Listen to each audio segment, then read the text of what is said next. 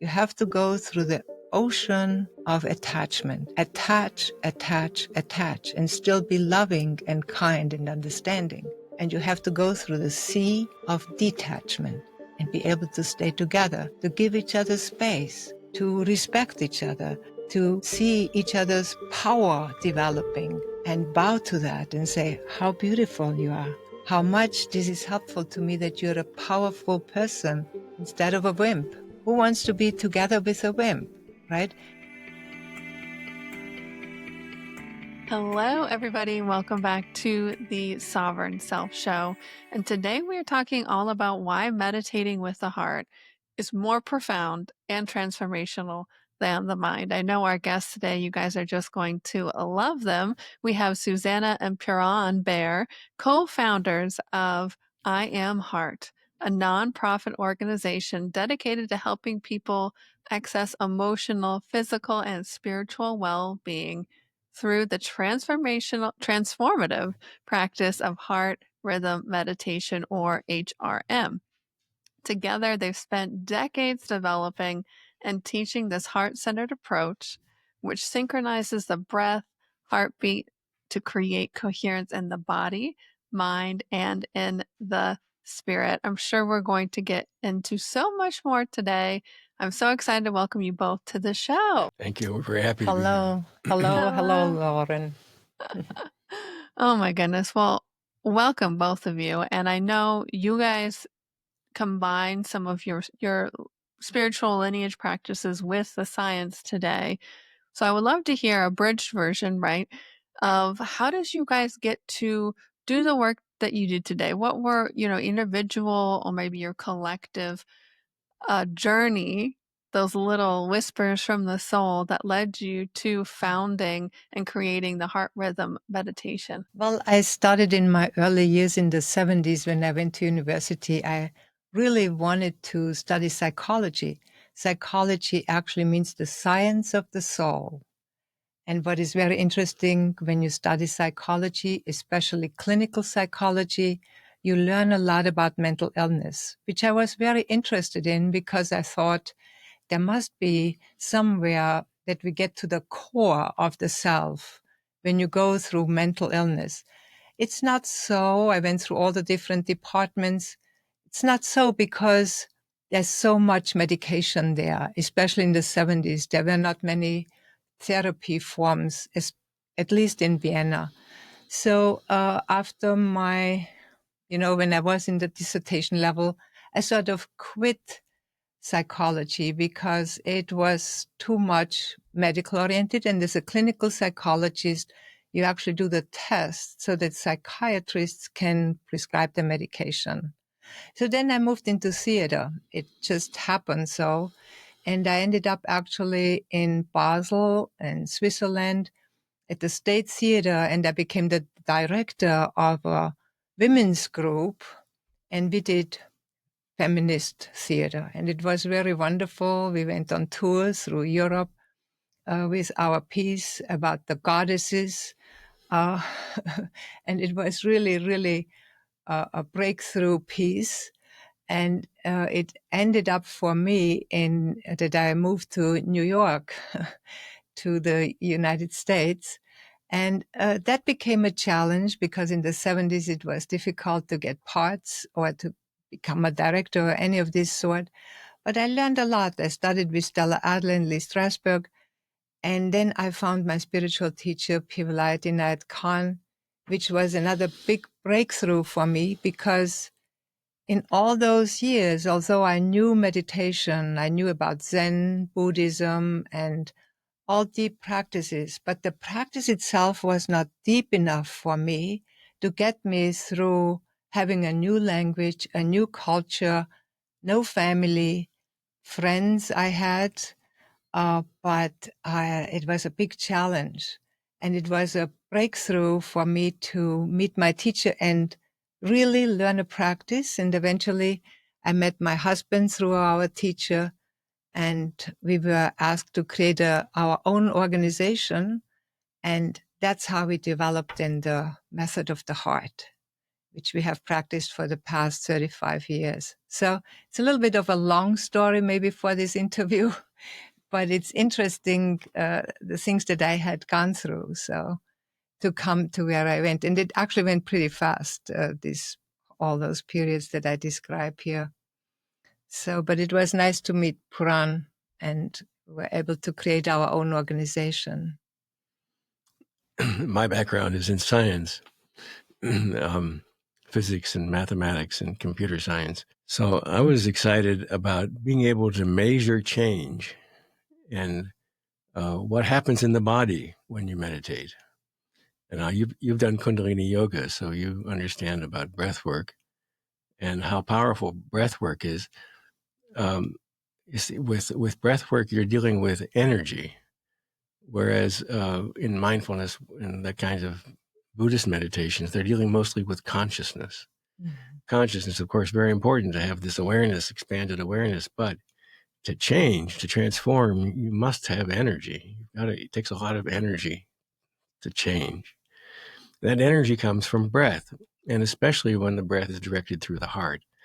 We can measure this now because there's wonderful instruments for measuring what happens in the heart rhythm, and something called vagal tone. Very important.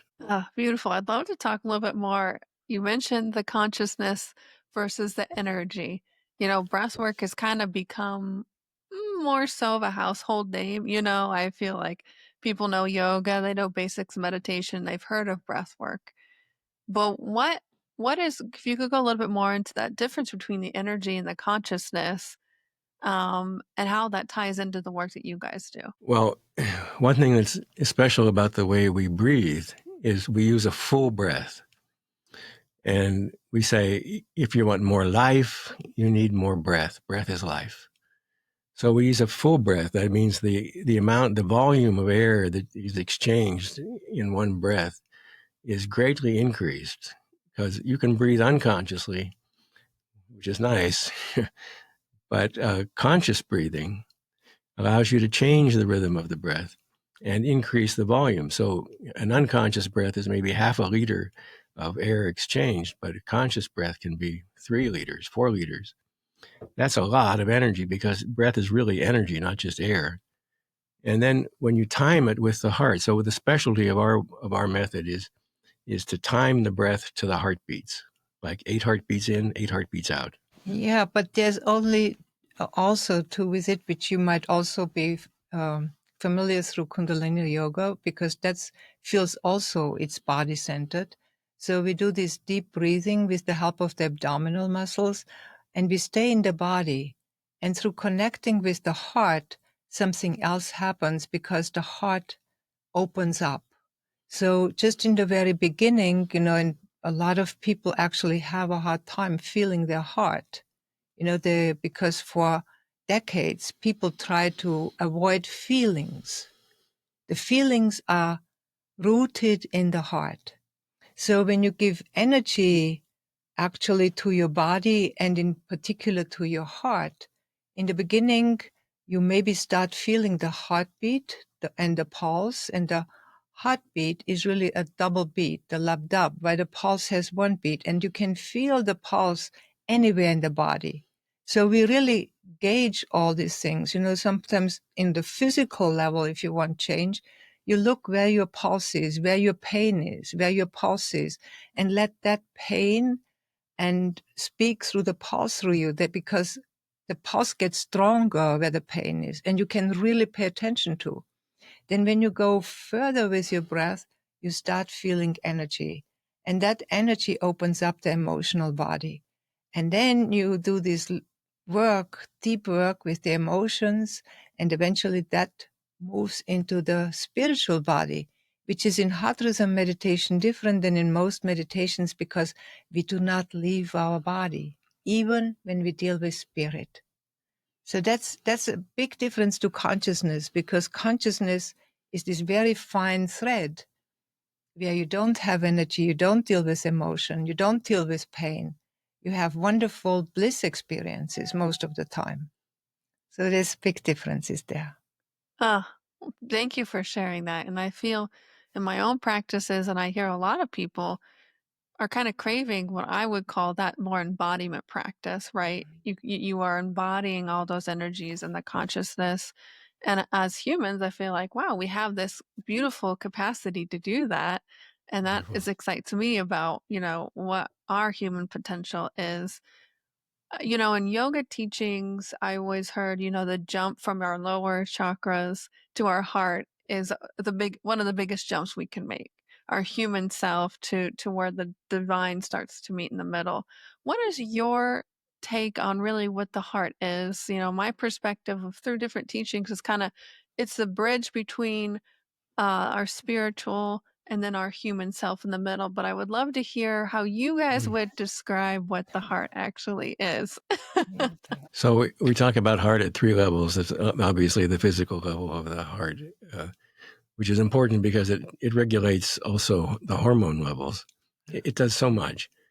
But at the energy level, the heart creates a magnetic field. Every time it beats, it happens electrically, The electrical pulse that contracts the cardiac muscles creates a magnetic pulse that goes right out into the space. It has no limit, it has no edge. And wave after wave of these pulses creates a magnetic field.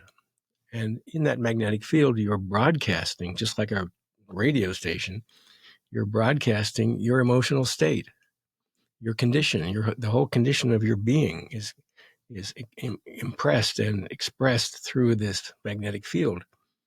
And we're in each other's fields. So there's a really intimate connection and communication going on, heart to heart. Mostly unconscious people don't know how to do that, but you can learn how to decode the magnetic field information that you're getting from other people and how to send that energy to them like a kind of blessing. You can send energy from your heart to another person, and it helps them change. It helps them recognize who they are. And it can go into far distances in other countries, in other continents. But the other thing about the heart, Lauren, is that you spoke about the chakras. And when we teach the chakra course, and we have two levels of it, chakras 1.0 and chakras 2.0. And in the 1.0, we say there is the heart. And because of the magnetic field, the heart is vast. And all 7 chakras hold the heart. They are in the heart. So when we work with the heart, we say you feel all the chakras, and you can then go and just go to the root. If you are some problems there that you had at birth or pre-birth, then you go to the root center, or you go to the sexual center, or to the third center if you have deep, deep anger and grief sitting inside of you. And we call this is the depth of the heart, really. And in order to be specific, you go to these chakras, and we use the higher chakras, in particular the throat center. We think that's where the soul can be accessed. And then you have the third eye. That's where you get insight, and we connect the chakras. Like the third center is connected with the third eye. And so the insight that the third eye brings, we connect with the third chakra in order to bring insight into how the truth is covered. And then you still have the crown where there comes white light into you and where you feel connected with the invisible world. And that is all centered and collected in the heart, because that has this vast electromagnetic field. And in our school, the heart has, of course, the color gold. Who wants to have a green heart? Let's put it that way. Green is such a wonderful color, but not for the heart. So, and we could explain to you why that is the case if you're interested, but I'm not sure if that's where you want to go into that detail about the chakras. So. I mean, that's where we're going, and I feel like Spirit is guiding us right there. So why gold? People, we know the normal rainbow colors of the chakras. Why did you guys choose gold for the heart? It's interesting if you take the visible spectrum, with all the different colors from violet to red, and that spectrum you can see like a printout of it as a strip. You compare that to the size of the spine, And then the red is at the bottom of the spine and the purple's at the top. What's exactly in the middle is Gold. the color of the sun. And the mystics have always talked about the heart as a sun, a miniature sun, and it radiates light. Now, we have actually measured the light that comes out of the sun, out of the heart. Visible light comes out of the heart in certain circumstances, especially in healing. And I measured this with a machine called Photon counter. a photon counter. It actually counts photons, which photons are tiny amounts of energy, but they're little spurts of light. And this research has gone viral. It's even in one of the new books by the Dalai Lama. That people are very excited at this idea that you can get, this can actually radiate light from the heart. Well, that's what the heart's always been doing, but it does it especially in times of healing. And this color that comes out of the heart is the color of the sun. I think the Hindus just didn't have the instruments to measure that. Also, in Hinduism, we're looking down on the body because we're into transcendence. We're into samadhi, takes us up, out, and you look down on everything. And when you look down on the heart from above, the top surface is green, but the center of it is golden yellow. So it looked green from above, but from the front, it definitely looks like a sun. Oh, I love that perspective. Thank you guys for sharing that. So I feel like we went to the chakras. We've gone deep into this, but I would love to hear what, if you could summarize the heart rhythm meditation, and the model for developing your heart's potential. I'd love to dive deep into that. Well, as I said, in my early days, I tried Zen meditation. And Zen meditation is on some level very hard to do because they ask you to sit still and have a blank mind. And it's very hard, or maybe one could say out loud, it's impossible to have a blank mind. And what we learned is that you actually, when you sit still and feel your body and connect with your heart, you need your mind to focus on something. And there is nothing easier to focus on than your heart, because the heart is the only organ that has a beat. And when you focus on your heart and you have a full, deep breath, you already have an incredible little meditation going, because the most difficult thing in simple meditation, if it's mindfulness and whatever, for the everyday person, is to sit still and focus. And the heart anchors you. It brings you into your body and you can sit still. And then when you learn this, and we bring then in the counting, and we bring in then mantras and phrases that you can use. It always depends where the person is. But that is actually the very simple way to meditate, is to have an anchor, and it controls the mind. If you really look for your heart and for your heartbeat, sometimes you can't feel it, but we all know we have a heart. And just searching for the heart inside is so helpful, because you're in your body, and that search keeps your mind occupied. You cannot have your wash machine going, trying to clear your mind, because the mind never clears when you focus on the mind.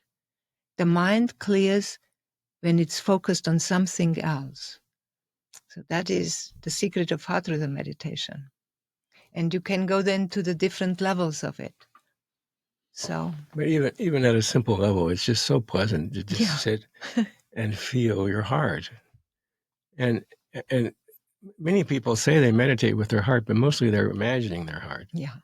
You found your heart when you feel it beating. Mm-hmm. It's giving you this signal. It's like a homing beacon. It says, "Here I am," because it's actually throbbing inside your body, and you can feel it as a tactile sensation. So when you have that sense of your heart beating, you know you're there. You know you're home. Yeah. And it's just so wonderful to just sit and feel that. Yeah.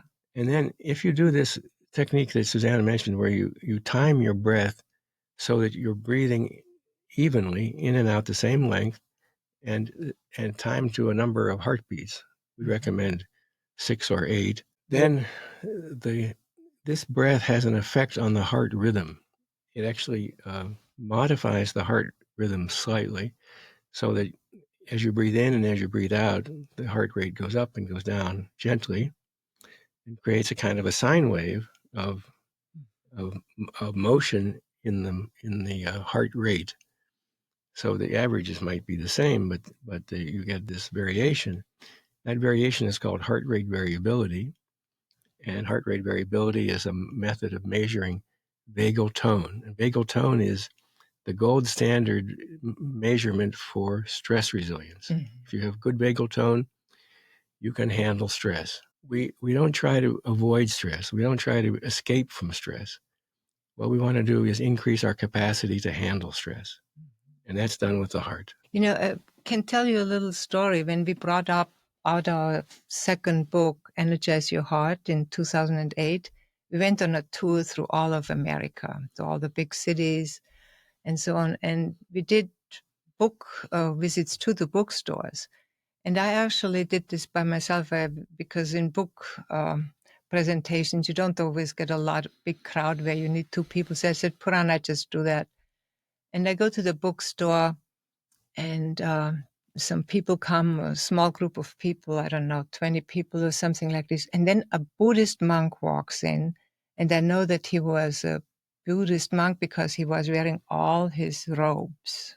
I was like, whoa, what am I going to teach this honorable man? And so I said, well, I just do what I know how to do. And I taught my little steps of heart rhythm meditation: posture, intention, conscious breath, full breath, connecting with the heart. See if you find the heartbeat, feel the pulse, have your hands on there. So all the steps. And then we were finished. The monk, the only person who comes up front and says, Susanna, I really want to thank you for this. I'm like, really? That's so wonderful. Can you tell me what you're thanking me for? I really need to know this from you, you know? I really respect who you are. So what are you thanking me for? He said, Susanna, I have been meditating on my heart for 30 years. I'm on the path of the heart, and I have never listened to my heart. I always imagined my heart. I said, really? I said, why would you do that? Why would you imagine a heart? We all have a heart. He said, that is our practice. That's what we do. And when you imagine your heart, you don't feel any pain. He said, this is the first time that I listen to my heart, and there's a lot of pain in my heart. I was like, wow, I really thank you so much from my depths of my heart. I said, we know that, but I didn't know that you didn't know that. It was such a gift. And you know, I did an interview with a person 2 days ago, a woman. She does all the spiritual methods. You know, she talks to angels. She talks to Archangel Michael and God knows whom else. And her husband had a quadruple bypass. And she said, he's such an athlete. He said, nobody knows why he had a quadruple bypass. I said to her, it's the emotions. The emotions are in the heart. And especially if you do intense exercise, your heart just breaks open in the wrong way. I said, would he be interested in learning how to breathe a little bit? She said, no way. But you know, when you're an athlete, you breathing a lot. His heart could not hold anymore, that he did not pay attention to his pain. That's quadruple bypass. That's what we learned. This wasn't the first one. But that's how the heart works, Lauren. Hello, taking a quick break here to tell you about something I'm so passionate and excited about that I take almost daily. Micro-dosing mushrooms. If you are looking for natural ways to support your emotional, mental, spiritual health and well-being, then you might want to try Golden Rule mushrooms. Microdosing is not about escape. It's about returning to who you really are. It's a science-backed way to reset your mind, rewire habits, and reconnect. Golden Rule uses organic mushrooms, 100% fruiting body, accurate dosage, has amazing customer service, education, and safety protocols. Use code Lauren10, that's LOREN10 at goldenrulemushrooms.com for 10% off your purchase. It's a small step that might make a huge difference in how you feel. Thank you so much for supporting our show. Back to the episode. Oh, Yeah. beautiful. Puran, did you have anything else to add? Well, we do, when we feel the heart, we do feel whatever the heart wants to tell us. And oftentimes the heart has a lot to say that we haven't been listening to, and it feels sometimes painful, but it resolves. That's the, Yes. I mean, the magic Yes. is if you listen to your heart and you feel Yes. the actual heart beating, it's magic. We say the heart digests its emotion, And the next time you go into the meditation, it won't be the same. yeah. Every time it'll be different. Yeah. You might find another thing that the heart wants to tell you, and you listen to that, but eventually, this amazing peacefulness develops, which you can send. Peace is not just a lack of energy or something like that. No, peace is a powerful energy wave that is harmonious, and it was called coherent, and you can send it, and other people feel that, and they become more peaceful. You see, so we have developed through Hadruda meditation this method on how to deal with pain, because in our school it's very important to come from the body consciousness. What does my body do? And feel all the great scientific effects of it. But then we move through the emotions, and eventually we want with people to come to the spiritual level, because that is sort of what the world needs today, to have embodied human beings who know about spirit, who know about emotions. And to do all this, to what we use, we really help people to breathe into the heart and breathe into the pain. Instead of avoiding the pain, which a lot of the techniques do, we use the deep, slow, full breath to move into the pain. That's what helps to digest the pain. But that needs time. And so we have in our school lots of teachers, and we have mentors in our school. In our school, when you do heart rhythm meditation, you have a heart rhythm mentor, which is slightly different to a coach or to a therapist, because we use the practice. And when the mentor feels, oh, this person has come to the emotions, then we pay especially attention, because people hold traumas in their heart and, childhood experiences or even everyday life traumas. And they need the attention of somebody there with them, and breathe maybe with them or talk about what they go through. So we have about 50, 100 mentors in our school that being assigned. And the mentor's job is to help them what practice to do when they're not with them. Because every course in our school has actually mentoring included, so that through the practices that we do that get sometimes intense for people because the emotions rise, then they have a mentor there, a private session, and once a month only. But the once a month is regularly, and that regularity helps people, because the heart has a rhythm, and to create rhythm in your life and to create rhythm with support, that is a very important element we found when you really want to create a heart-centered life. Beautiful, beautiful. And I came to mind, we talked off air about being feminist, but also on the other side of that, for me, I realized similarities but differences between my feminine awakening and how the embodiment practices and learning to open my heart to myself, to the divine, but to a partnership. And I know so many women who have been on this path are, the overachiever perfectionist. I can do anything anybody else can, and want to help and want to give, have the trouble connecting to your heart and connecting to other people. And this has been a theme in my life, and it seems so many of the different women who come to me. How can we connect our heart to really connect to ourselves, to the divine, and to that divine union. Because I know that part of the human potential is we're also embodying what it means to have that divine union between partnerships as well. Well, on some level, I can say, my husband and I, we have been together for 40 years at this point. And,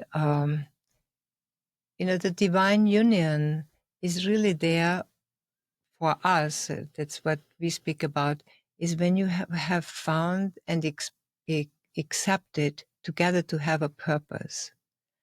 When you have a loving, kind relationship and have great sexual relationships, which we also have, and you are willing to accept that you go through phases, that you go through development together in a relationship. We have in our school a path of 9 steps that we describe and that we offer to people to go through. And that 9 steps we also speak about in relationships, that where are we together on the path? Because usually people look very much, where am I on the path? Where am I in my development? And we actually differentiate in our school to have looking at the person's health. How is my health? Because some people have severe health issues and take medications, which is okay. And the second part is relationships. What kind of people, what kind of relationships do they have? Do they have a soulmate? And a lot of people look for a soulmate. And few people, I think, have the luck. I'm not sure if it's a luck, have the, what do you will it call? The kismet, have the great fortune, have the, what would you call it? The grace. The grace that you find a soulmate, and that especially that you can work together. That is even a greater grace. And then so to finish up that, so it's health, relationship, accomplishments. What kind of purpose? How do you do with your accomplishments? Because you can do this with or with a soulmate. And the last one is spiritual development, because the spiritual development actually holds and guides all these developments. So if there's no spiritual development in a relationship, like the woman that I described whose husband has a quadruple bypass, well, that relationship is in a real crisis. Do you see? And so how do you get through that crisis? Because they were not together spiritually, and he still does not want to go there. So to find the path together is an incredible skill, and it's an incredible grace again to have a spiritual path together in a relationship. And I think that helps really the souls to find purpose and move forward and grow together. And that's an incredible accomplishment to find and to have a path for that. We talk about these 9 steps. And so each person in the relationship is going through their 9 steps. And the relationship itself is kind of like a being that has its own 9 steps. So you can have a relationship in some developmental phase, and the individuals in their own developmental phase. So it's, there's a lot going on there, but this coordination of, what does it really mean to work together? It means not only do we both progress in our spiritual unfoldment, but we use the relationship, to accomplish its purpose. Every relationship has a purpose. Mm-hmm. And it's that purpose that really is holding the relationship together. So it's important for people to discover, what is the purpose of my relationship?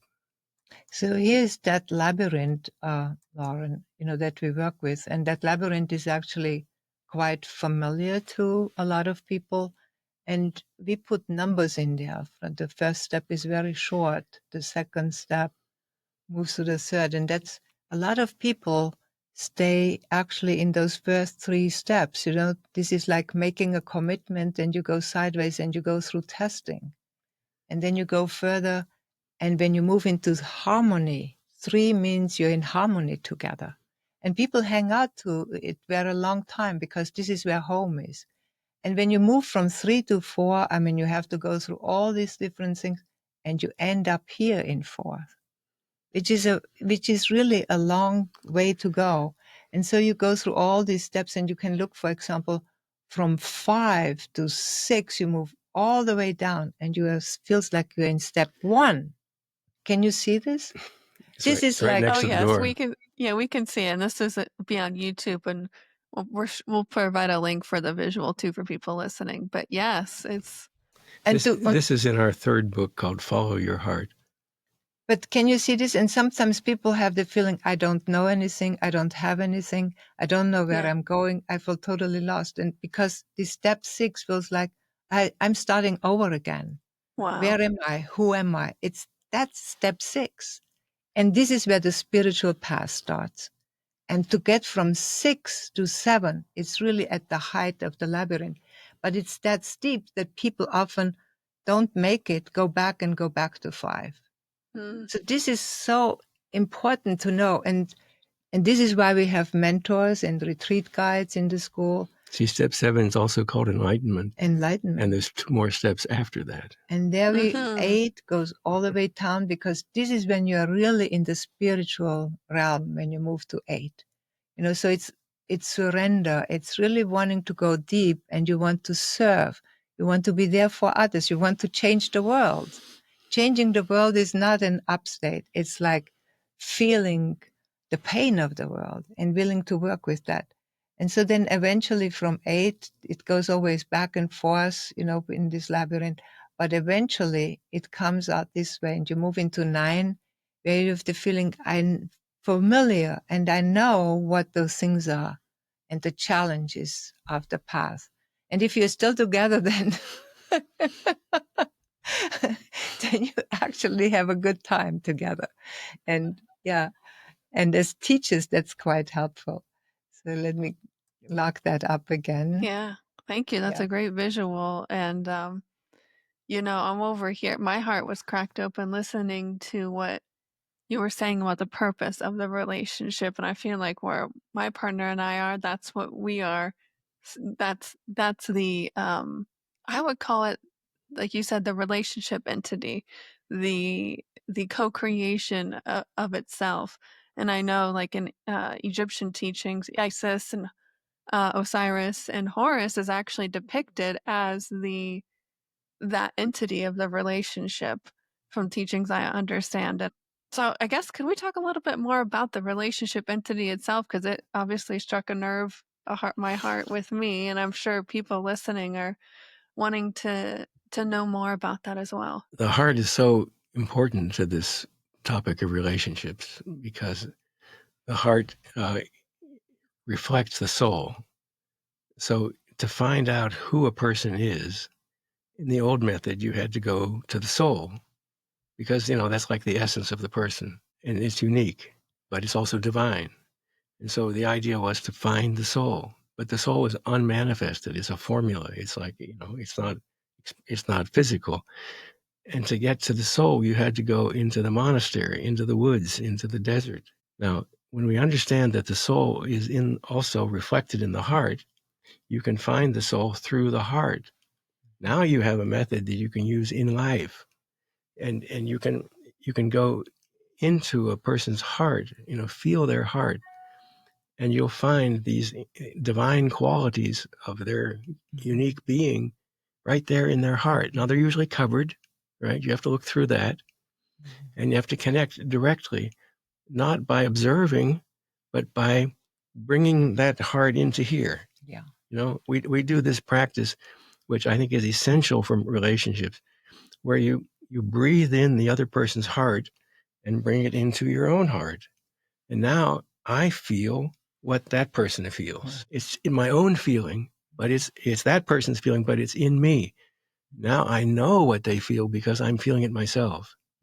I mean, it's the empath work, but we have a way to make that reliable and constant and strong by breath, and breath through the heart.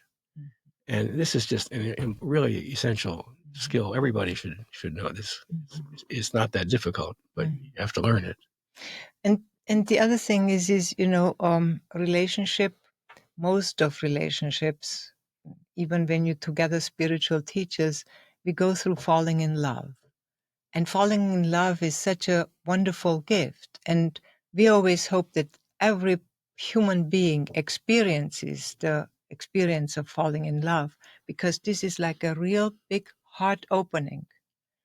And what happens to people who follow their heart and they fall in love and they go with each other and they get to know each other, there's like, really? That's what I fell in love with?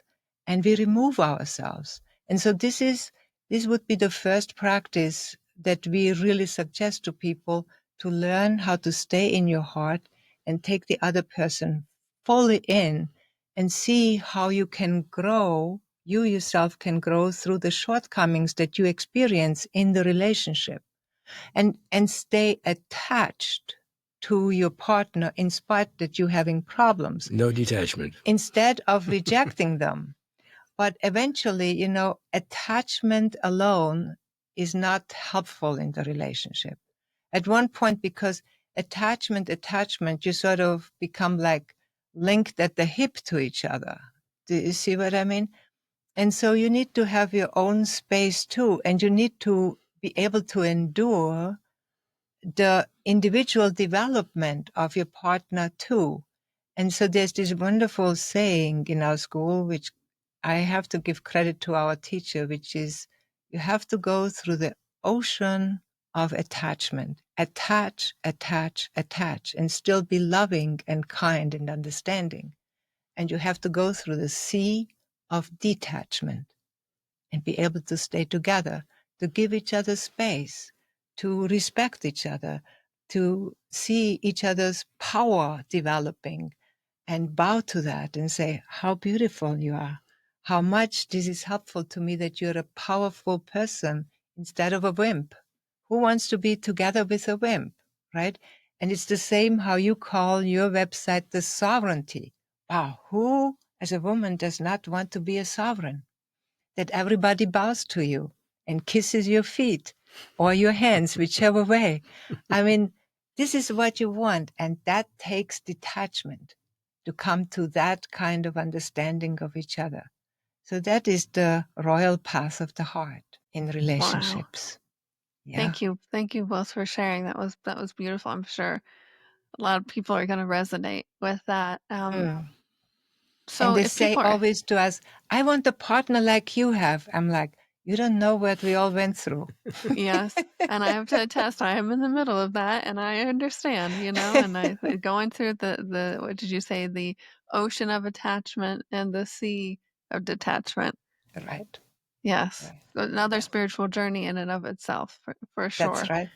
Yes. But if people are interested in learning more, how do they get started with your work? What would be a great place for them to connect with you? Yeah, go to our website, which is iam, 3 letters, iamHeart. Well, see, it shows up backwards for some reason. I don't know why that is. So It's showing great on our screen, so we got it. it is? Okay. iamheart.org/gift. If you go there, Yeah. then you'll get a gift from us. And Beautiful. it shows on there, we have currently a studio open where we have every day a live meditation. A teacher is actually there for an hour and teaches you meditation, not always at the very beginner's level because we don't know who shows up or the teacher doesn't know, but there's their possibility there to talk with the teacher. And we have an app. It's called Breath and Heart. And all this is on this site of iamHeart.org gift. We have an app, so the Breath and Heart, and that works on iPhones and on all the other phones that are out there. And then also we have, an IMU, we call it. After the beginner's courses where you learn the basic practice of heart, we teach also further courses where we teach the elements, we teach the dimensions of the heart. The chakras. With sounds in there. We call in our school the mantra sounds. And then we teach archetypes. There are archetypes of the heart. And then we put in there a project, where you learn how to apply meditation for a goal that you have. Maybe you want to lose weight, or maybe you want to get a new job, or maybe you want to, but there are practices for that. And there are always teachers there who help you to figure out what practices to do, what goal you have. And then we have one course to teach about the steps of realizations. That was that map of the labyrinth. And then the last course is the culture of the heart. Because we have the feeling the cultures that are out there in the world, they're all rather toxic. And we need a culture that actually helps people to understand each other and to not lose your connection to your heart. Children have their connection to their heart. We were held when we get incarnated in the womb of our mother. The first sound we heard was the heartbeat of our mother. And so when we come out, we hold that sound of our heart till we are the age of 6. When we start going to school, we lose that connection because our mind is so important in all cultures of the world. Maybe not the indigenous cultures. There's a lot to learn about that. But it's that we say that path from the mind to the heart. That is what the path is really about today. Well, it's been such an honor having you both on the show. Thank you for sharing your purpose, your partnership purpose of your divine union, and then some more. So thank you both for being here today with us. Thank you, Lauren. Thank you, Lauren. You're doing really important work. I'm really impressed by what you're teaching and what you're putting together. You're a very special sovereign, Lauren. I would call you a goddess, which is really, really a wonderful, wonderful gift to have met you. I love it that there are these young goddesses out there to change the world. Thank you for being who you are.